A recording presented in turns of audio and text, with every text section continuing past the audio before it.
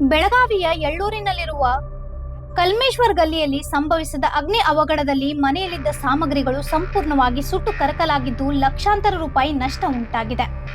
ಅದೃಷ್ಟವಶವಾಗಿ ಈ ಘಟನೆಯಲ್ಲಿ ಯಾವುದೇ ಜೀವಹಾನಿ ಸಂಭವಿಸಿಲ್ಲ.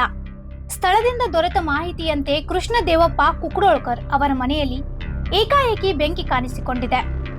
ಬೆಂಕಿ ಕಾಣಿಸಿಕೊಂಡ ತಕ್ಷಣವೇ ರಸ್ತೆ ಮೇಲೆ ಗೊಂದಲ ಉಂಟಾಗಿದ್ದು, ಕೆಲವೇ ಕ್ಷಣಗಳಲ್ಲಿ ಬೆಂಕಿ ವೇಗವಾಗಿ ಹರಡಿ ಸಂಪೂರ್ಣ ಮನೆಯನ್ನು ಆವರಿಸಿಕೊಂಡಿದೆ.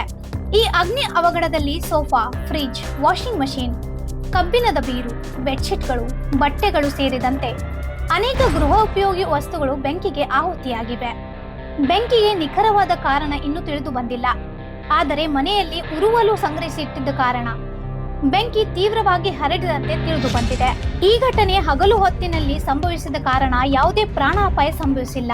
ಇದೇ ವೇಳೆ ಬೀದಿಯಲ್ಲಿದ್ದ ಯುವಕರು ಸಮಯ ಪ್ರಜ್ಞೆ ತೋರಿಸಿ ಮನೆಯಲ್ಲಿದ್ದ ಆಹಾರ ಧಾನ್ಯಗಳನ್ನು ಎಚ್ಚರಿಕೆಯಿಂದ ಹೊರತೆಗೆದರು.